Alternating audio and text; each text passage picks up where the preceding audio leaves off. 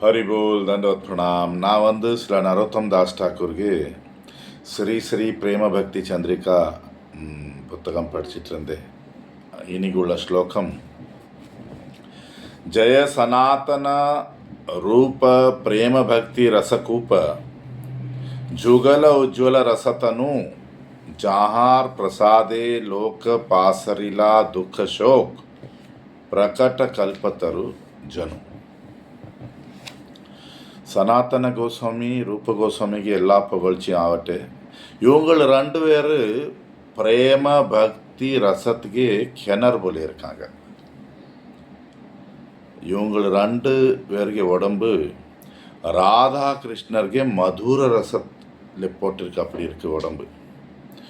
இவங்களுக்கு கருணை வச்சு மக்கள் துக்கமும் சோக்கமும் மருந்தாச்சு. இவங்களு ஒரு கல்பத்தரு, நம்ம எல்லா ஆசைகளும் நிறைவேற்றிடும் அந்த மாதிரி ஒரு மரம் இந்த உலகத்தில் கொண்டு வந்தாங்க. இது ஸ்லோகம். இனி இதுக்கு பொருளுரை, அது மொழிபெயர்ப்பு. பொருளுரை முதல்ல நம்ம தெரியணும், ரூப கோஸ்வாமி சனாதன கோஸ்வாமி யாரு சொல்லி.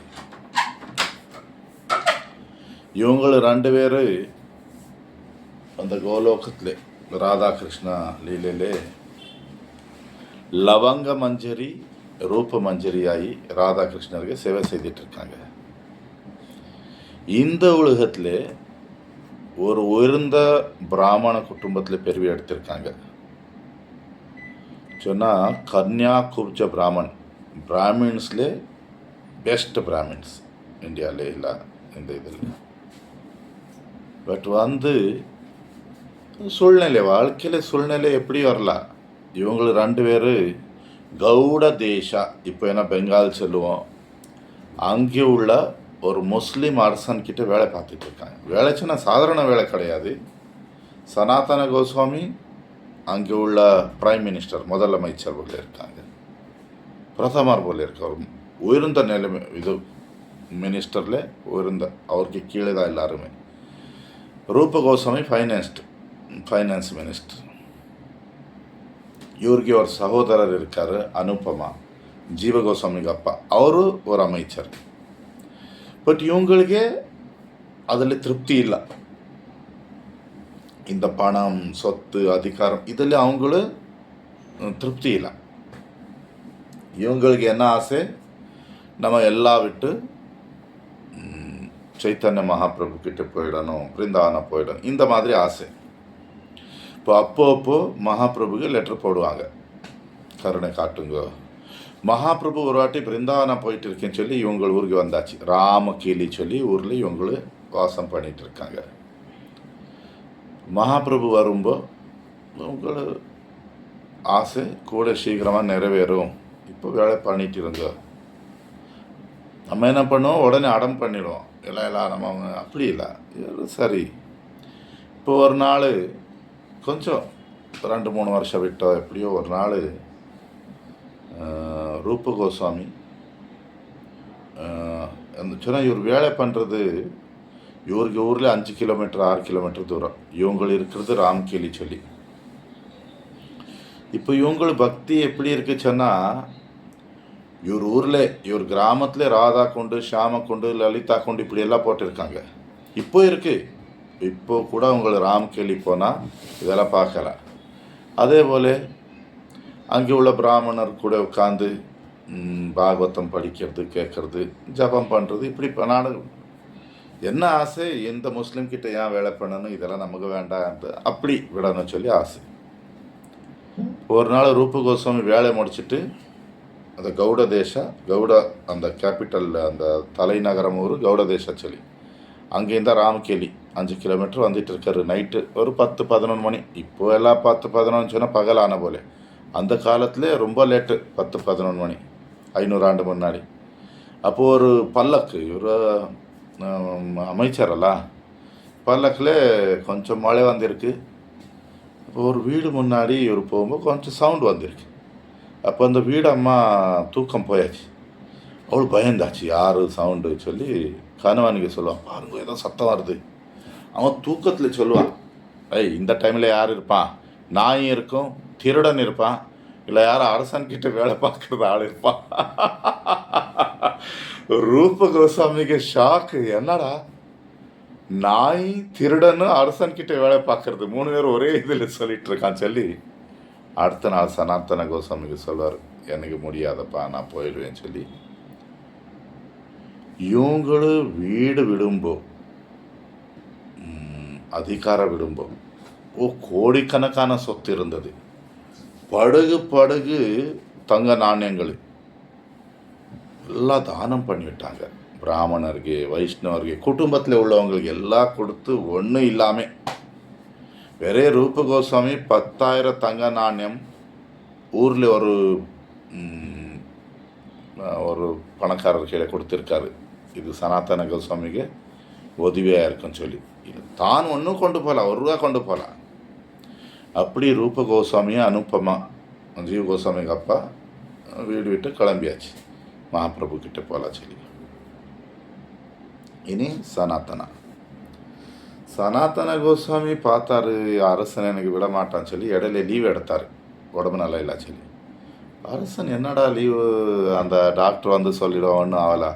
அரசன் இவருக்கு தேடி வந்தால் இவர் பாகவதம் படித்து உட்காந்துருக்காரு பிராமணர் கூட. அரசன் சொல்லுவான், நீ எனக்கு உதவி செய்யாமல் என்ன இது என்ன பண்ணிட்டு இருக்கே, நான் ஒரிசா மாநிலம் போர்க்க போயிட்டுருக்கேன் என் கூட வா சொல்லி. சனாத்தன கோஸ்வாமி எனக்கு எதை முடியாது சொல்லும்போது அவருக்கு ஜெயிலில் போட்டு அவன் போயிடுவான்.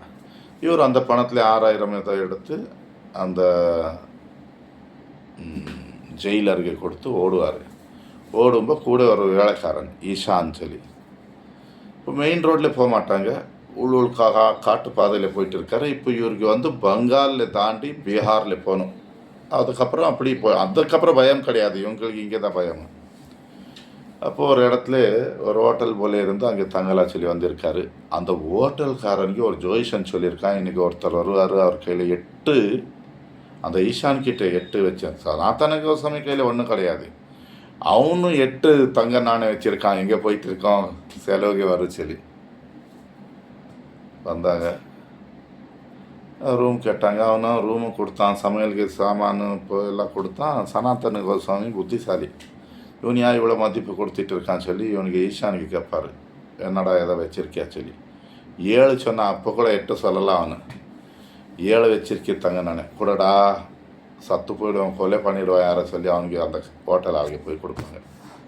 அவனும் சொல்லிவிடுவான், ஐயோ உங்களுக்கு போல ஆளை பார்க்கல, எனக்கு ஜோயிஷன் சொல்லியிருந்தா 8 இருக்குது, நான் ராத்திரி உங்களுக்கு கொல்லன்னு சொல்லியிருந்தேன். இப்போ சனாத்தன கோஸ்வாமி இல்லைப்பா வச்சுக்கா, இது வேண்டாம், நமக்கு பீகார் இந்த மலைக்கு அந்த பக்கம் எப்படியோ ஆளை விட்டு அனுப்பிடு சொல்லி. அவன் இல்லை பணம் வேண்டாம் நான் அனுப்புவேன். இல்லை இது இருந்தால் நமக்கு வேறு யாரை கொல்லுவான், வச்சுக்கப்பா சொல்லி. அந்த மலை தாண்டி பீகார் வந்த உடனே சனாத்தன கோஸ்வாமி ஈஷானுக்கு கேட்டது, எது கையில் வச்சிருக்கியா, 1 இருக்குது சாமி சொன்னான், நீ வீட்டுக்கு போயிடு, நீ பிருந்தாவனம் வர்றது உனக்கு தகுதி கிடையாது. நம்ம வந்து வீடு வாங்கி மடத்தில் நல்ல ரூம் வாங்கி அப்போ தான் பிருந்தாவனம் போவோம். நடக்குமா, அப்படியெல்லாம் நடந்துடுமா? அப்போ இவங்களெல்லாம் பைத்தியக்காரரா? சும்மா பஜனை பண்ணுறது படிக்கணும், முதல்ல சரணாகதி இருக்கா, பக்தி. சும்மா வீட்டில் ஏதோ பிரச்சனை இருக்கா அங்கே போயிடுவோம், அப்படி இல்லை. பக்தி சொன்னால் அப்படி கிடையாது. இது டைம் பாஸு கிடையாது, இது கஷ்டத்தில் வெளியில் வர்றதுக்கே கிடையாது. பக்தி சொன்னால் சுத்தமாக பகவானுக்கு சேவை செய்யறது. இப்போ இப்படி முதல்ல பாருங்கள், ரூப கோஸ்வாமிக்கு போகிறதுக்கு அவ்வளோ கஷ்டம் வரல, பக்திக்கு ஆச்சாரியா சரணாகத்திலே கஷ்டம் வரும், இடைஞ்சல் வரும். நமக்கு சரணாகதி தேவையில்லை, அதுக்கு தான் நம்ம நேராக பக்தி பண்ணிடலாம் சொல்லி.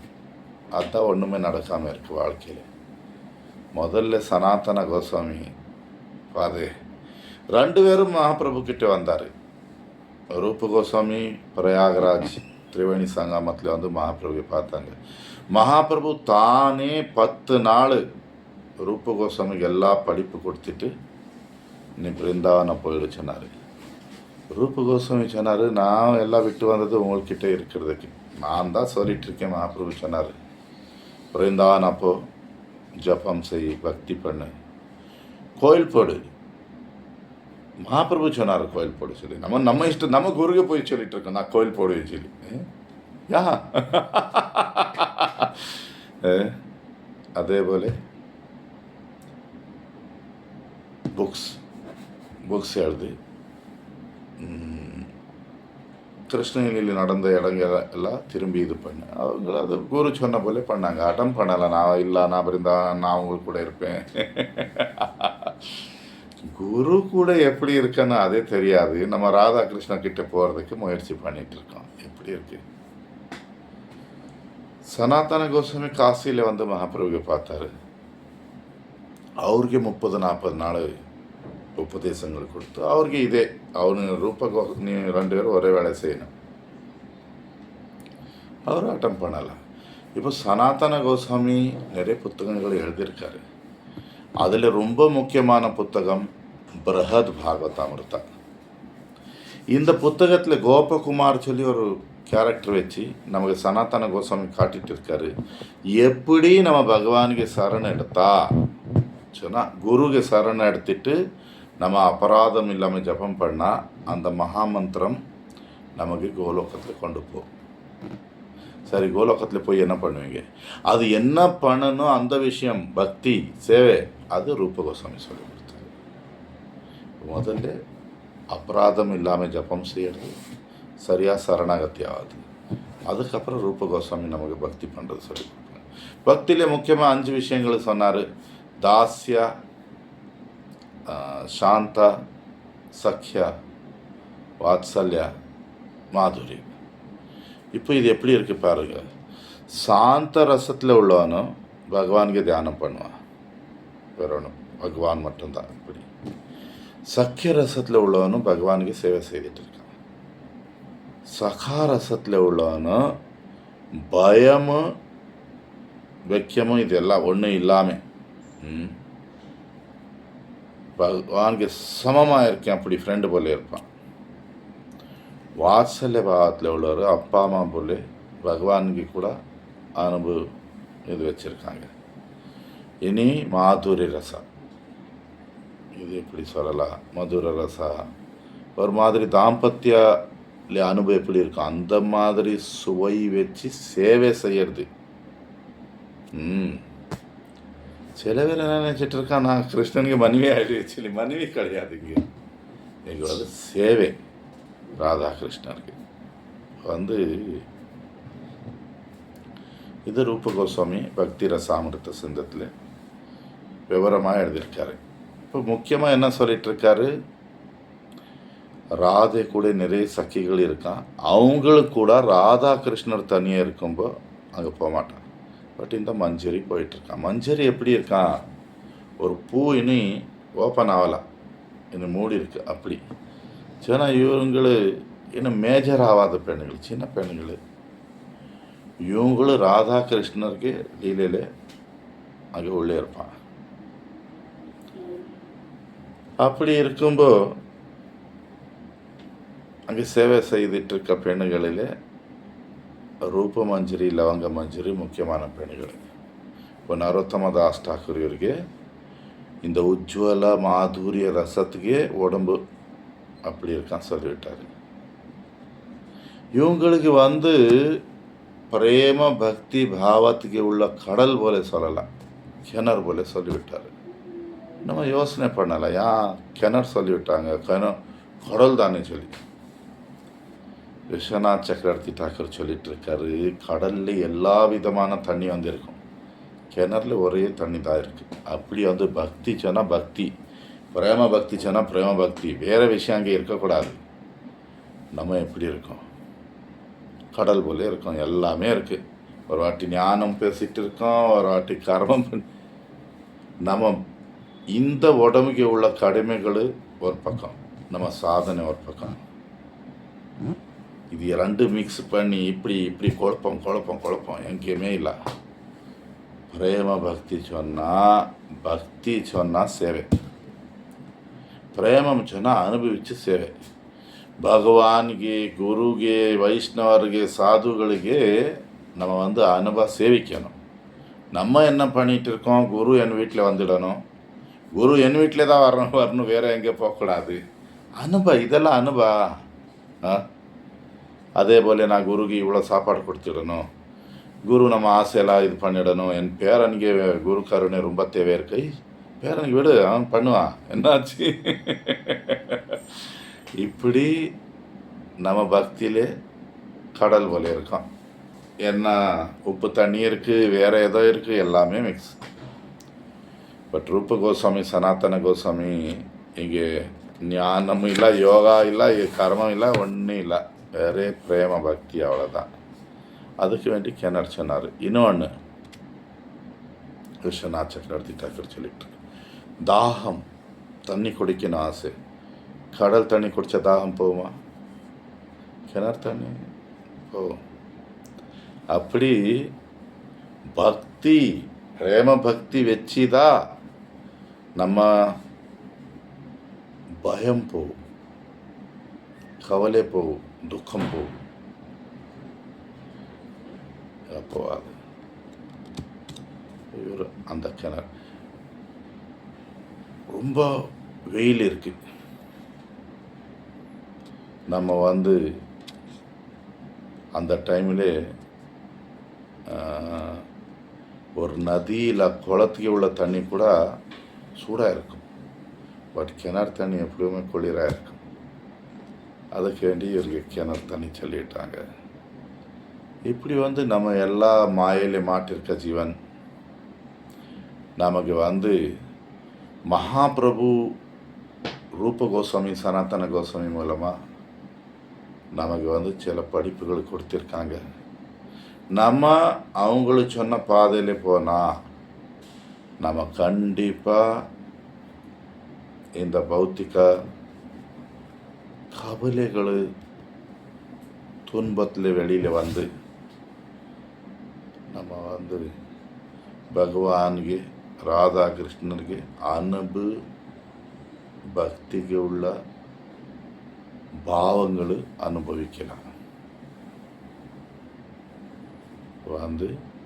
எங்கே அதுக்கு வேண்டி நரோத்தம் தாஸ் டாக்கூர் நமக்கு சனாதன கோஸ்வாமி ரூப கோஸ்வாமிக்கு சரணாட்க சொல்லிட்டு இருக்காரு. இனி இதுக்கு பார்த்து கொஞ்சம் பேசணும் விரும்பிட்டு இருக்கேன், அது நாளைக்கு பண்ணலாம். இன்னைக்கு இவ்வளோ முடிச்சுட்டு இருக்கேன். அறிவாள் தண்டா.